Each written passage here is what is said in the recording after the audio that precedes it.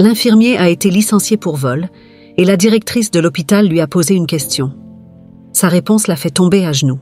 Gabriel avait enfin réussi à obtenir un emploi d'infirmier dans un hôpital réputé après des années d'efforts et de difficultés pour terminer ses études en soins infirmiers. Il vivait avec sa fille, Sophie, dans une petite maison en périphérie de la ville. La propriétaire, Madame Martine, une dame bienveillante, aidait Gabriel en s'occupant de Sophie pendant qu'il travaillait. Le matin de son premier jour, Gabriel enfila son nouvel uniforme avec fierté, se sentant nerveux mais plein d'espoir. Il savait que cet emploi était l'opportunité tant attendue pour améliorer la vie de lui-même et de Sophie. En arrivant à l'hôpital, il fut accueilli par le chef des infirmiers, Marc, qui le regarda de haut en bas avec une expression de mépris. « Alors, tu es le nouveau infirmier » dit Marc, les bras croisés. « J'espère que tu sais ce que tu fais. » Gabriel, avec un sourire timide, répondit « Oui, monsieur, je suis prêt à travailler dur et à apprendre. » Marc hocha simplement la tête et commença à montrer à Gabriel ses tâches quotidiennes.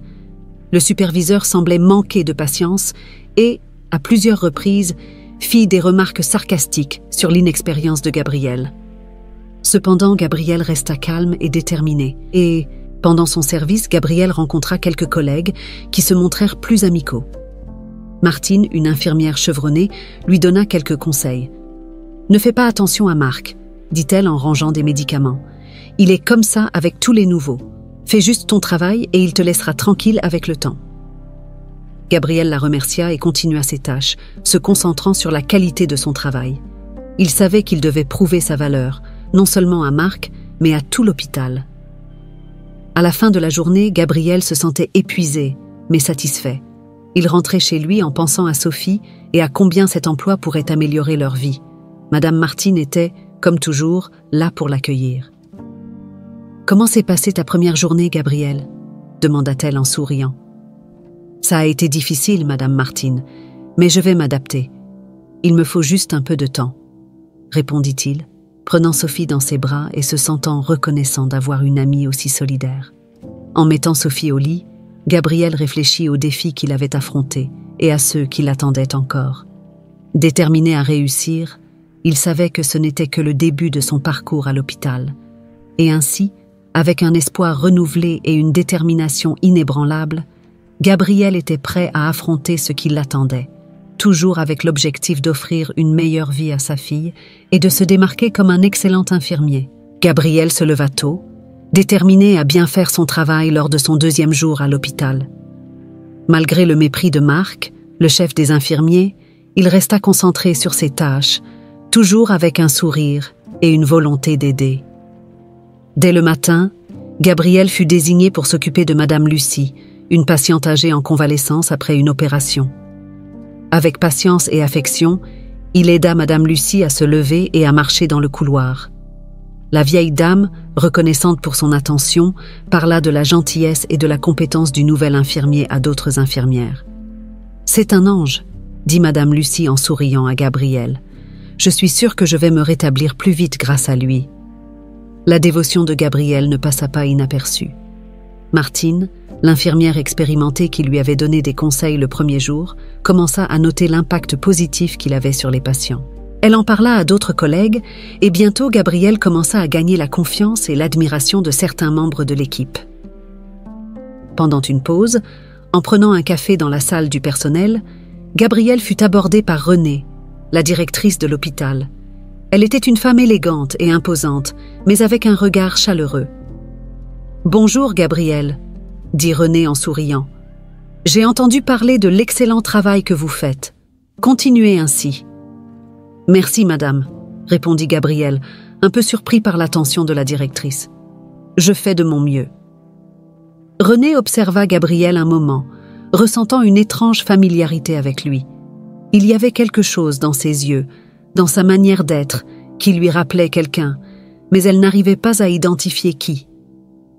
Déterminée à ne pas laisser cette sensation la troubler, Renée le salua d'un signe de tête et retourna à son bureau. Pendant ce temps, Gabriel continuait à accomplir ses tâches avec dévouement. Chaque jour qui passait, il se sentait plus confiant et assuré dans son travail. Les patients louaient ses soins et son attention, et certains collègues commencèrent à défendre Gabriel lorsque Marc faisait des remarques sarcastiques. « C'est un excellent infirmier, Marc », dit Martine lors d'une réunion d'équipe. « Nous devrions le soutenir, pas le critiquer. » Marc, réticent, haussa les épaules, mais la pression des collègues fit qu'il diminua ses critiques.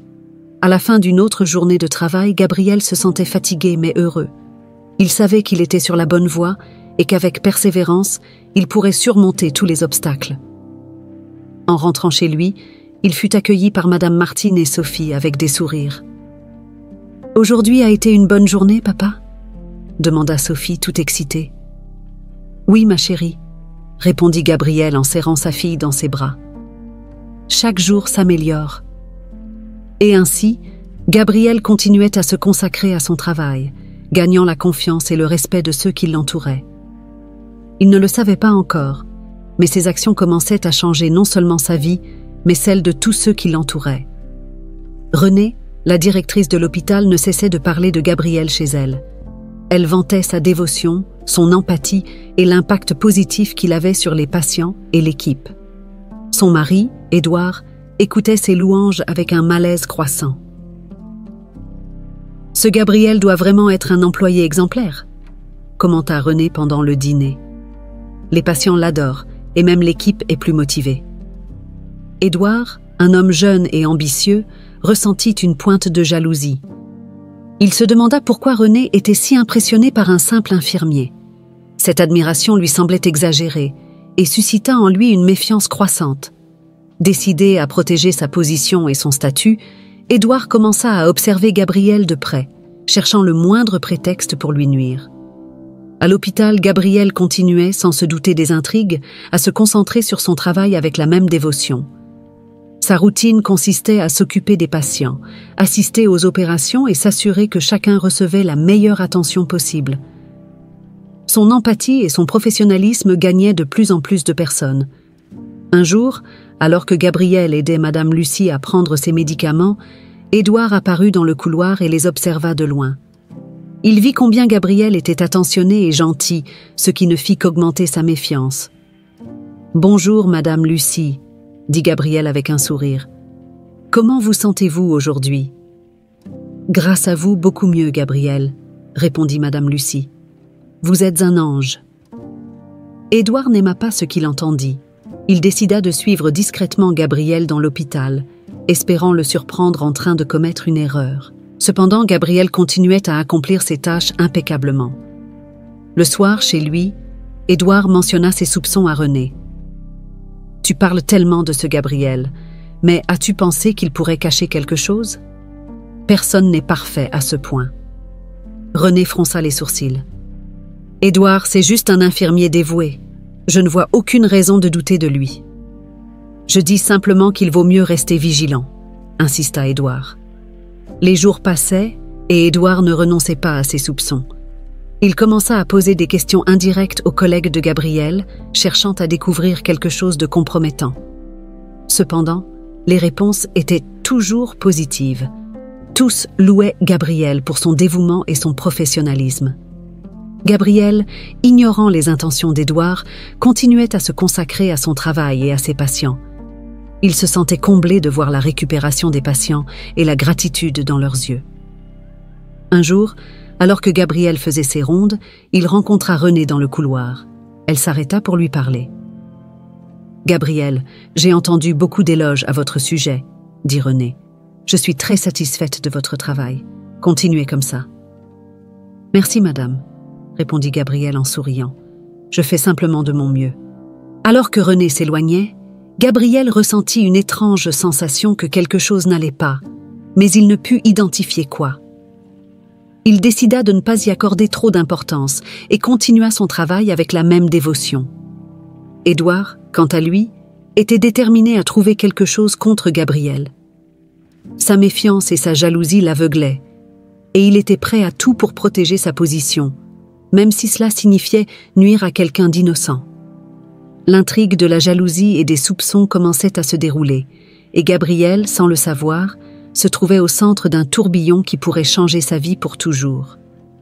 En dehors de l'hôpital, la vie de Gabriel tournait autour de sa fille, Sophie. Les soirées étaient des moments précieux qu'il partageait avec elle, essayant de concilier la routine de travail intense avec son rôle de père. Chaque instant passé avec Sophie était un soulagement des tensions et des préoccupations qu'il affrontait à l'hôpital. Gabriel rentrait chez lui épuisé, mais trouvait toujours l'énergie pour jouer avec Sophie. Ils s'asseyaient souvent sur le tapis du salon pour construire des châteaux avec des blocs ou dessiner ensemble. « Regarde, papa, j'ai dessiné nous deux », disait Sophie, fièrement, en tenant une feuille de papier avec des gribouillages colorés. « C'est magnifique, ma princesse, tu es une artiste », répondait Gabriel en souriant tout en l'embrassant. Madame Martine, la propriétaire de la maison, était une dame bienveillante et affectueuse, devenue une grande amie et un soutien pour Gabriel. Elle s'occupait de Sophie avec beaucoup d'amour pendant qu'il travaillait.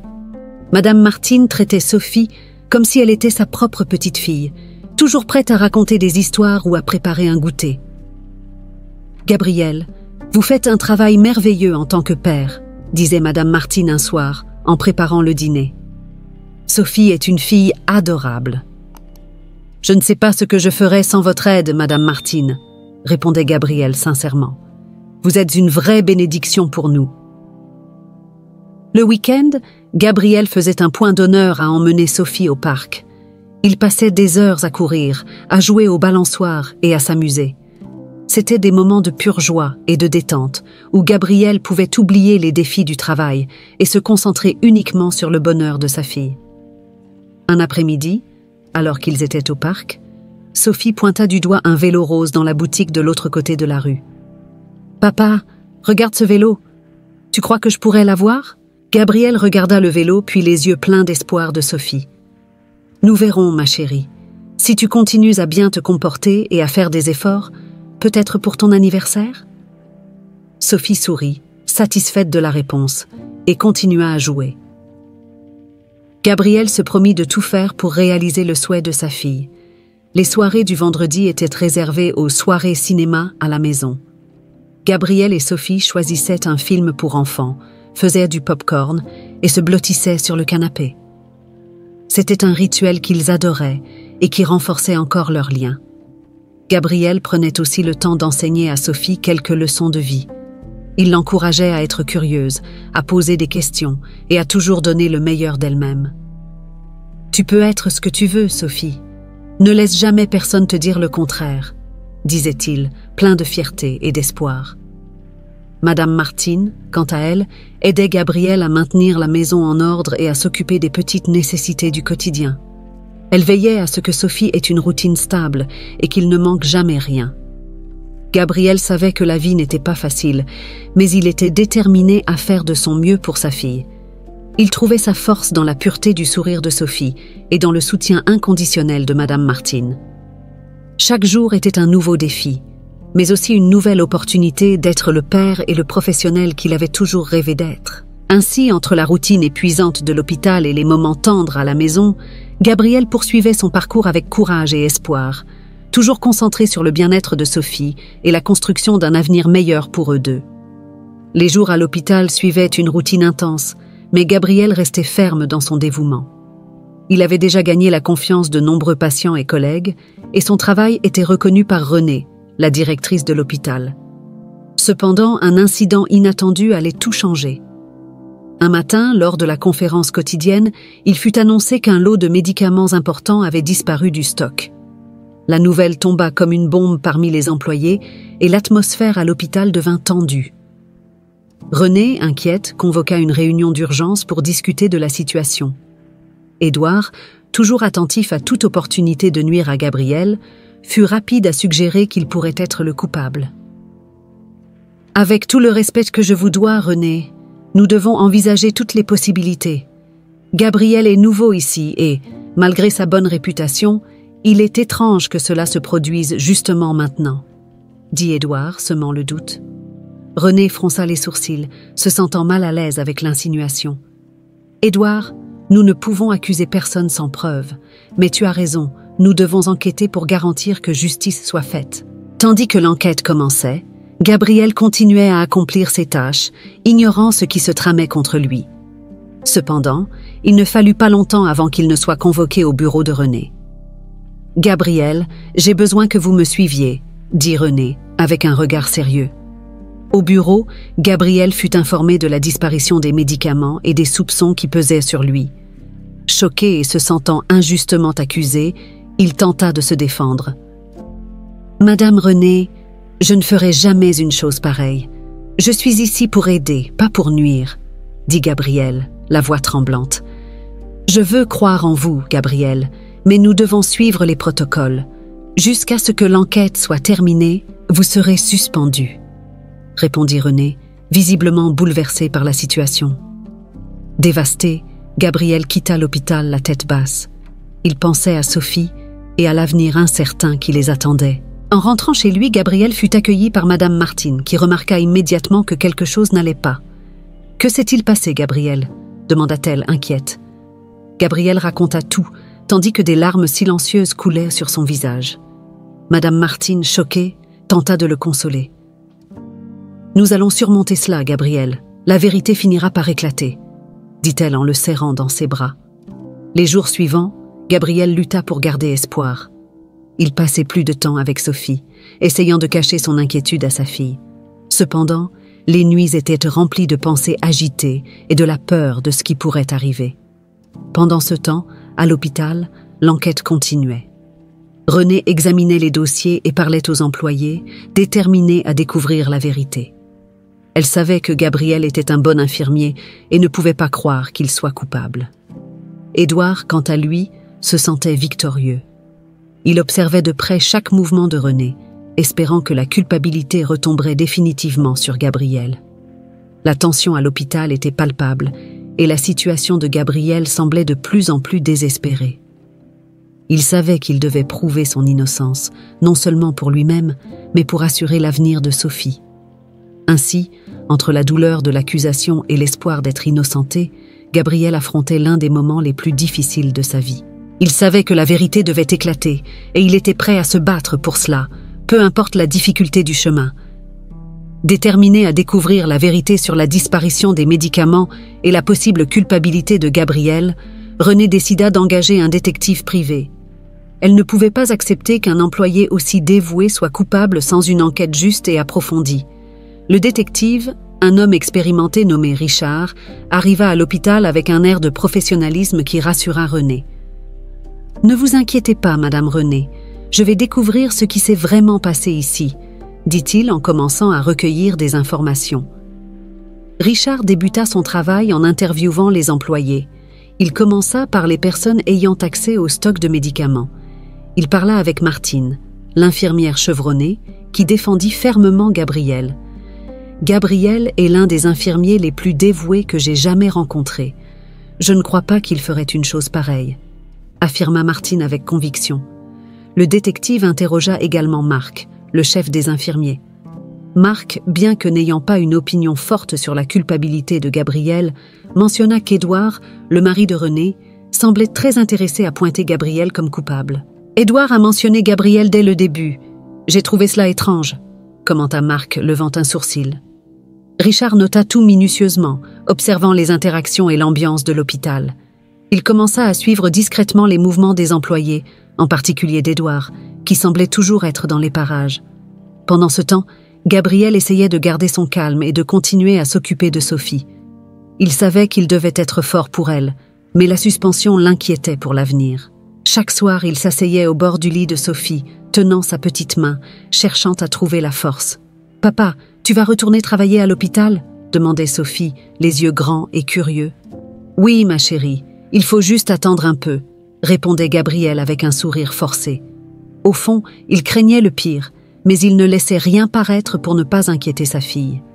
Richard poursuivait l'enquête, analysant les dossiers et vérifiant les caméras de sécurité. Il remarqua qu'à plusieurs reprises, Édouard se trouvait dans les couloirs près du stock de médicaments, à des heures suspectes.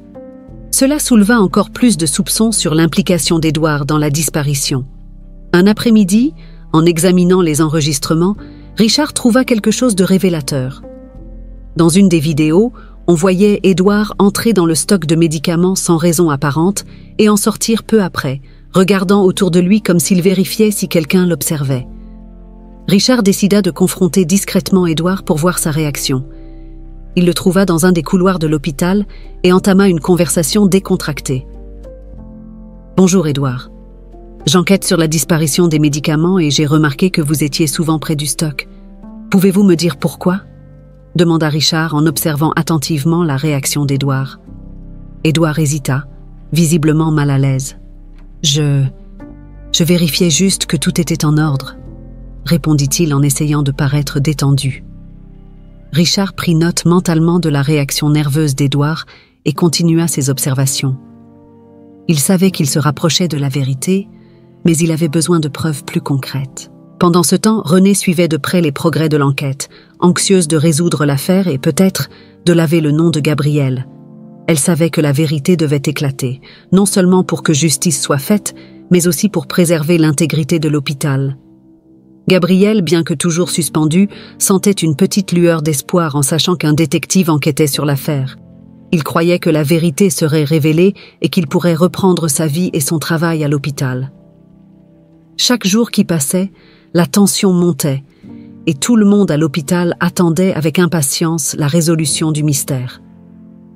Richard continuait à assembler les pièces du puzzle, déterminé à découvrir la vérité et à rendre justice à Gabriel.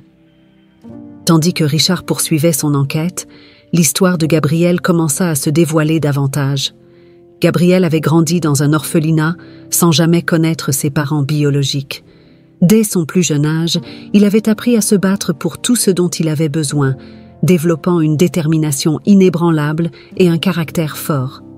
À l'orphelinat, Gabriel se distinguait toujours par sa gentillesse et sa volonté d'aider les autres. Il était connu pour protéger les plus petits des brimades et pour toujours partager le peu qu'il avait. Son enfance, bien que marquée par des difficultés, forgea son esprit généreux et sa volonté de faire une différence dans la vie des gens. À 18 ans, en quittant l'orphelinat, Gabriel affronta le monde avec courage. Il travailla dans divers emplois temporaires tout en étudiant le soir pour terminer le lycée.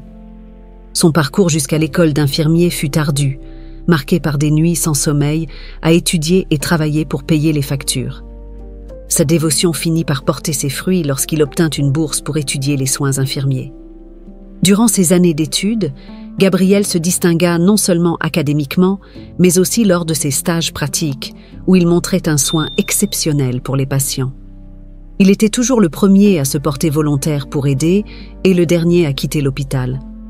Dans l'hôpital où il travaillait maintenant, Gabriel maintenait la même éthique de travail. Martine, l'infirmière chevronnée, se souvenait de leur première rencontre. Elle fut impressionnée par son humilité et sa détermination.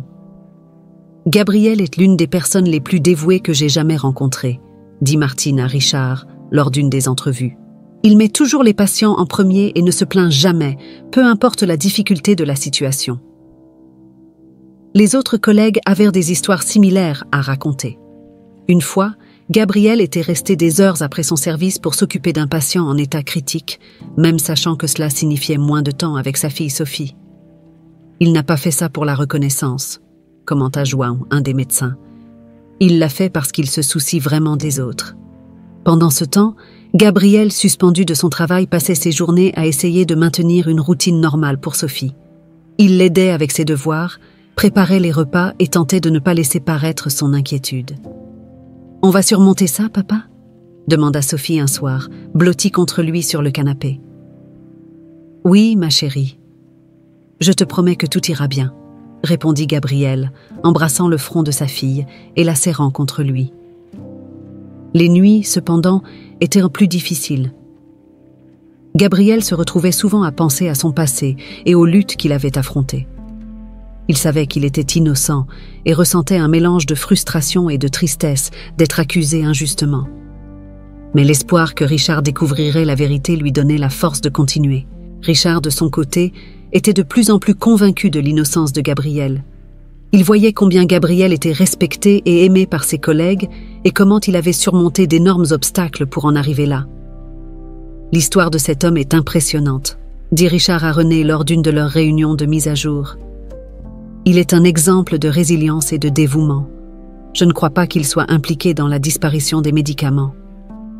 Renée, touchée par les paroles du détective et par l'histoire de Gabriel, se sentait encore plus déterminée à découvrir la vérité.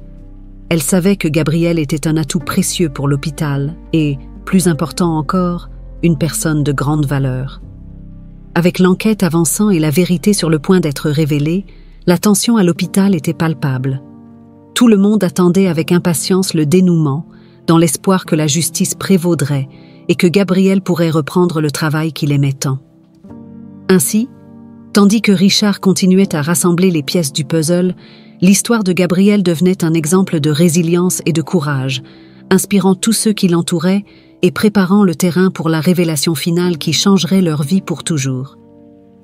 Richard était déterminé à résoudre l'affaire de la disparition des médicaments, mais son enquête prit une tournure inattendue. En examinant de vieux documents et des dossiers de l'hôpital, il tomba sur des informations qui le laissèrent perplexe.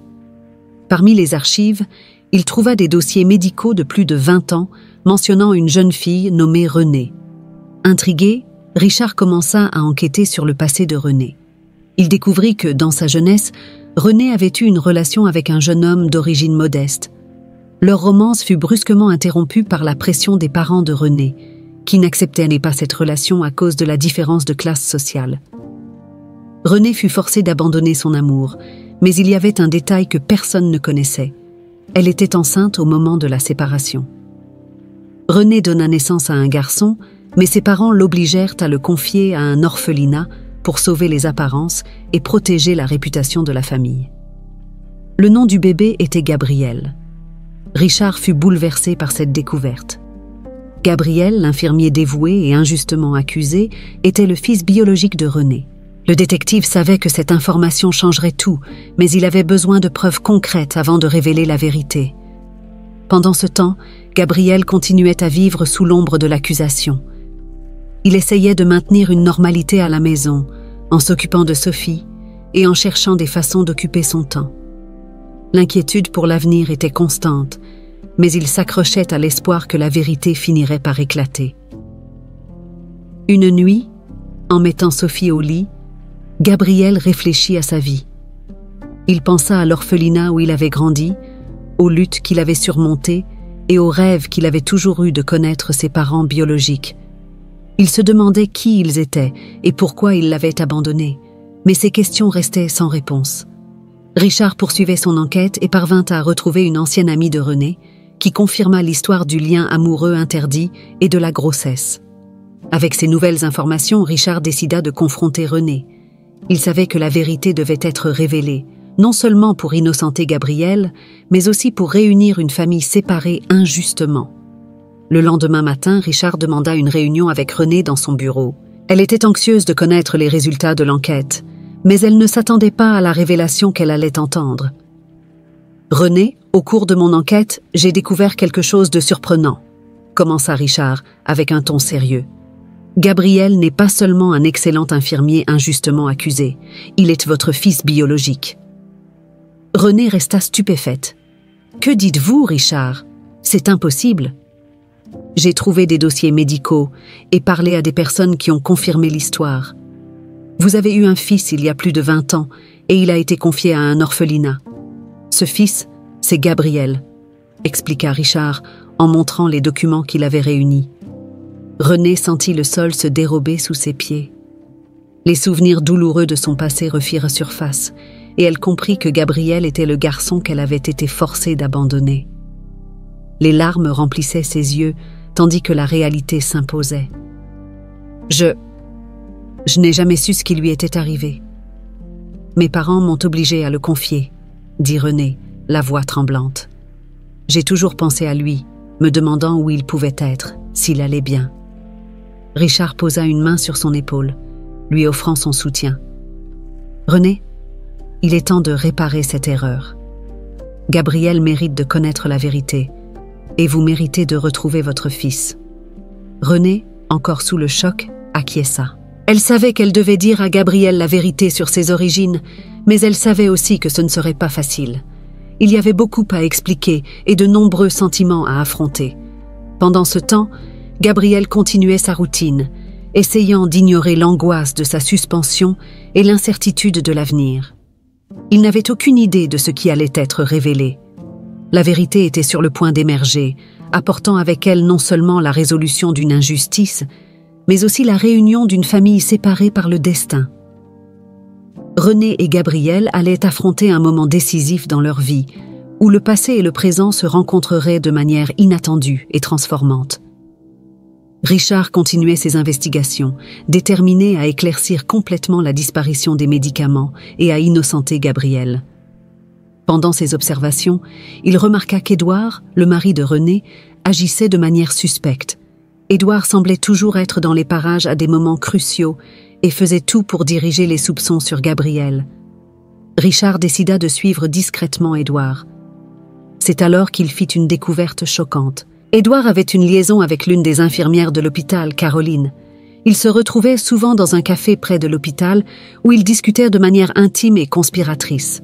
Richard réussit à photographier leur rencontre, documentant les preuves nécessaires. Avec ces informations, Richard commença à assembler les pièces du puzzle. Il examina à nouveau les enregistrements des caméras de sécurité et trouva une vidéo où l'on voyait Édouard entrer dans le stock de médicaments le jour de leur disparition. Les images montraient Édouard agissant furtivement, confirmant ses soupçons. Certain d'avoir suffisamment de preuves, Richard demanda une réunion urgente avec René. Dans son bureau, il présenta toutes les preuves. « René, j'ai découvert qui est derrière la disparition des médicaments et aussi d'autres choses que vous devez savoir, » dit Richard en remettant les photos et vidéos à René. Elle examina les preuves, incrédule. « Édouard, comment a-t-il pu faire ça? Et cette liaison avec l'infirmière? Je n'arrive pas à y croire. Il a essayé d'incriminer Gabrielle pour détourner l'attention de ses propres actions, » expliqua Richard. Les enregistrements montrent clairement Édouard entrant dans le stock et avec ses photos, il est évident qu'il a une liaison avec Caroline. René ressentit un mélange de colère et de tristesse.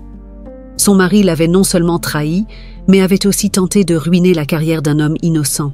Elle savait qu'elle devait agir rapidement pour confronter Édouard et protéger Gabrielle. « Je vais confronter Édouard ce soir, » dit René, déterminé. « Mais avant tout, nous devons laver le nom de Gabrielle. Il mérite de connaître la vérité sur toute cette affaire. » Richard acquiesça. « Je suis ici pour aider en quoi que ce soit, René. Réparons cette injustice. » René passa la nuit blanche, revoyant dans son esprit tout ce qu'elle devait dire à Édouard.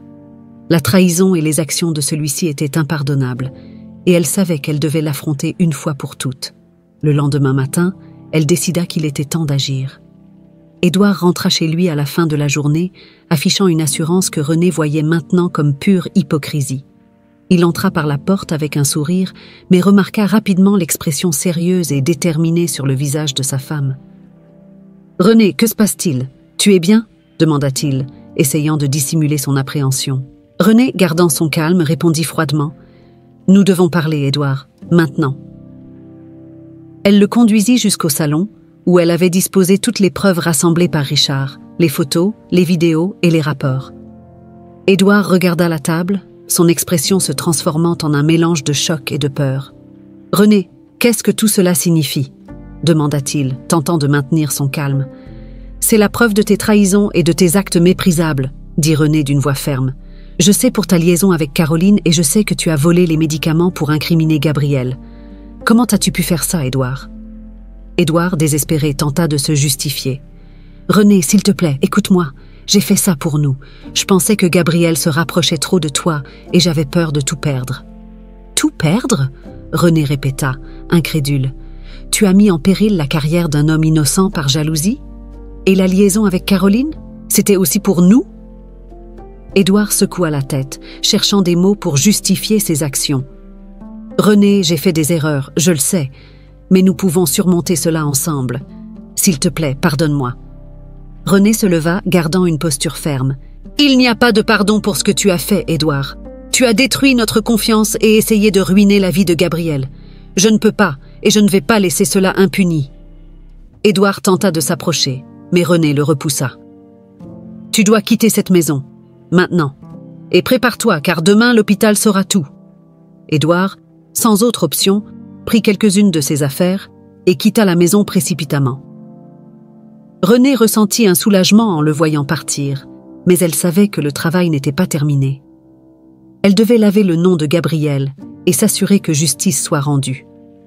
Le lendemain matin, René se rendit à l'hôpital et convoqua une réunion avec l'administration et tous les employés concernés. Elle présenta toutes les preuves contre Édouard, expliquant en détail comment il avait tout planifié pour incriminer Gabriel. « Nous avons ici toutes les preuves qu'Édouard est responsable de la disparition des médicaments et de la tentative d'incriminer Gabriel, » dit René en montrant les documents et les enregistrements.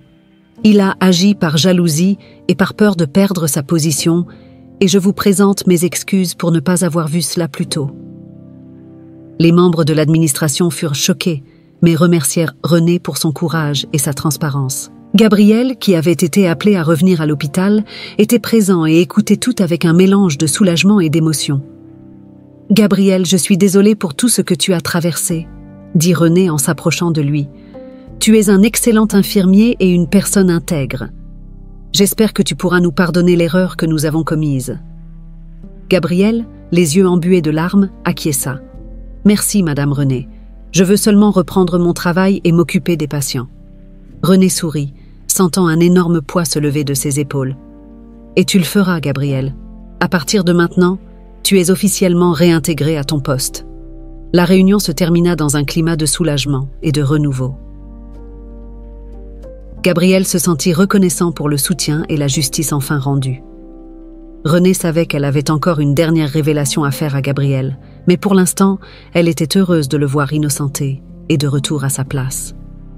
Avec la vérité sur Édouard révélée et Gabriel réintégré, l'hôpital commençait à revenir à la normale. Mais René savait que le voyage n'était pas encore terminé. Elle devait raconter à Gabriel la vérité sur ses origines, et cette conversation allait changer leur vie pour toujours. Après la réunion à l'hôpital, René ressentit un mélange de soulagement et d'anxiété. L'injustice contre Gabriel avait été corrigée, mais il restait la question la plus délicate, lui révéler la vérité sur ses origines. Elle savait que cette révélation changerait la vie de tous les deux à jamais, et l'appréhension quant à la réaction de Gabriel la rendait nerveuse. René décida qu'elle ne pouvait plus retarder cette conversation. Cet après-midi-là, elle prit sa voiture et se rendit chez Gabriel. À son arrivée, elle fut accueillie par Madame Martine, qui la reconnut immédiatement. « Madame René, quelle surprise!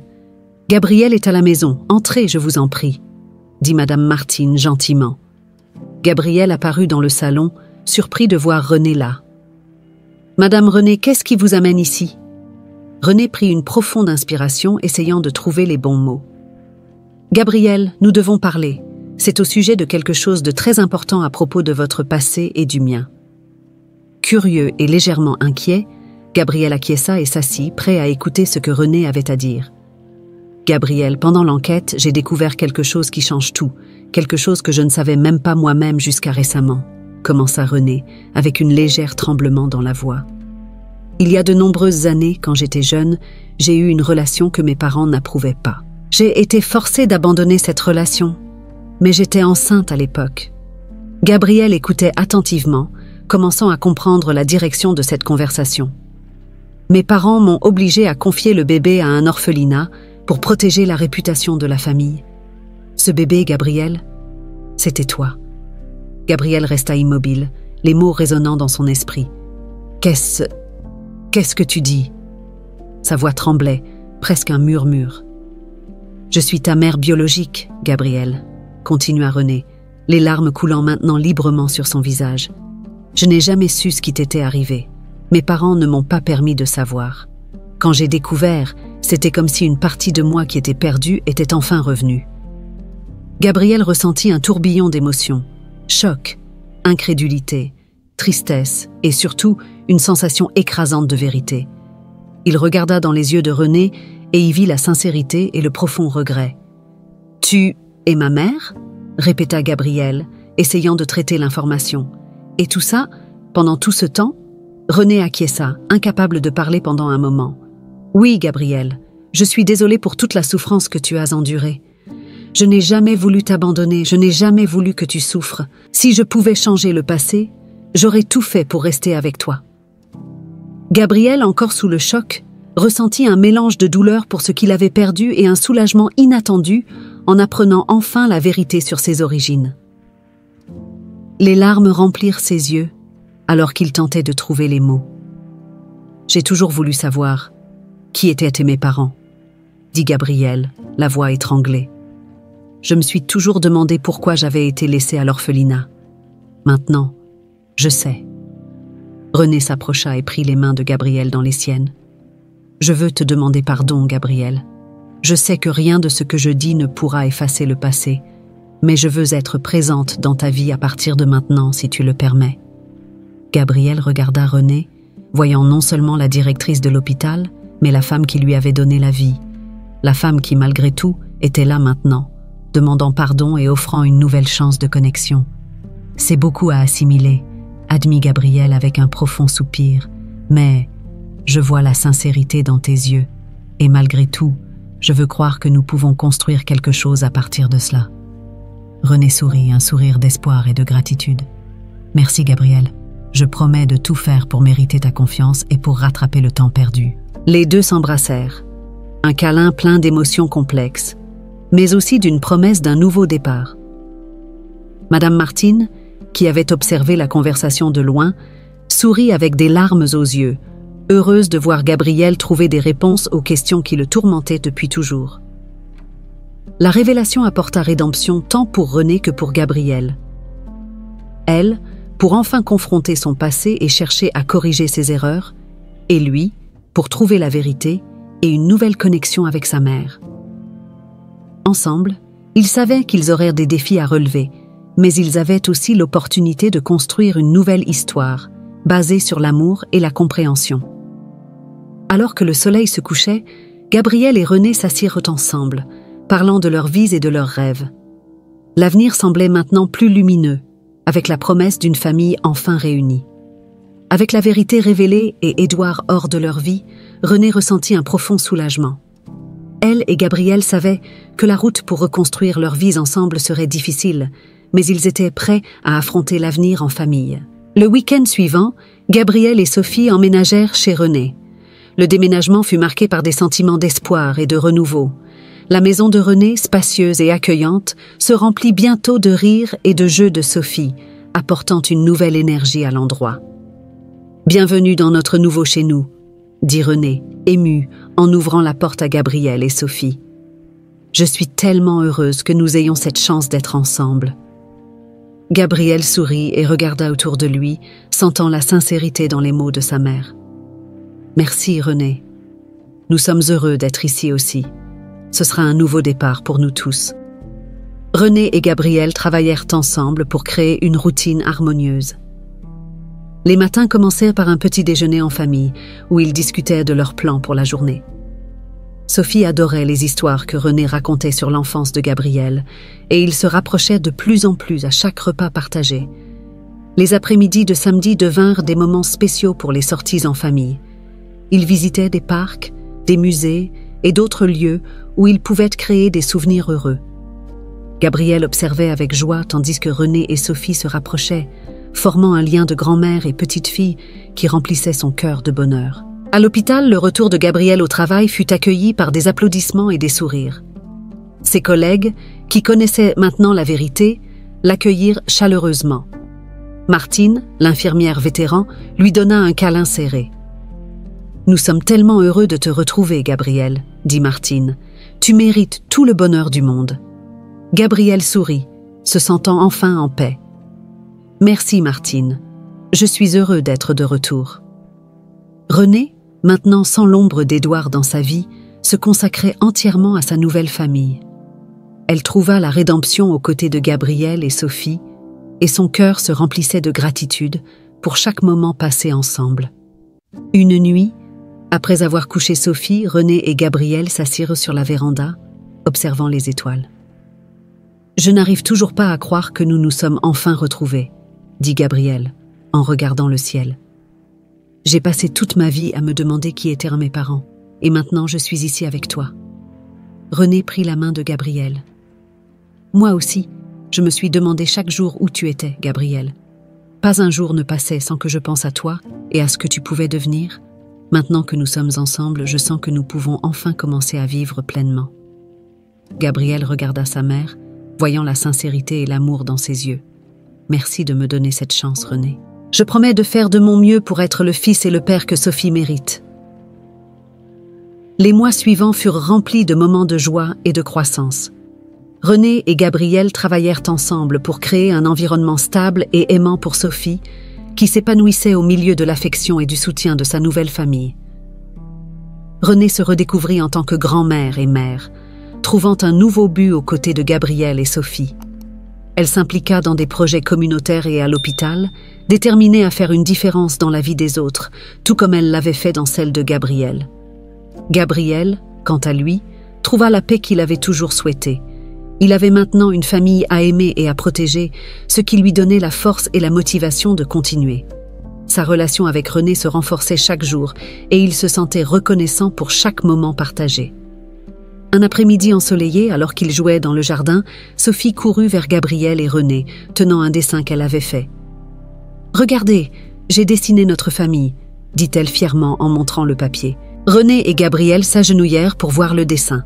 C'était une image simple, mais pleine de signification. 3 figures se tenant par la main, avec des sourires radieux sur leurs visages. « C'est parfait, Sophie, » dit René, les larmes aux yeux. « Nous sommes une vraie famille maintenant. » Gabriel regarda René puis Sophie, ressentant une vague de bonheur. « Oui, Sophie, nous sommes une famille, et nous le serons toujours. » Avec la vérité révélée et un nouveau départ devant eux, Gabriel, René et Sophie se préparèrent à affronter l'avenir ensemble. Ils savaient qu'il y aurait encore des défis, mais ils savaient aussi qu'ensemble, ils pourraient surmonter n'importe quoi. La famille, enfin réunie, trouva joie, but et surtout l'amour qu'ils avaient toujours souhaité.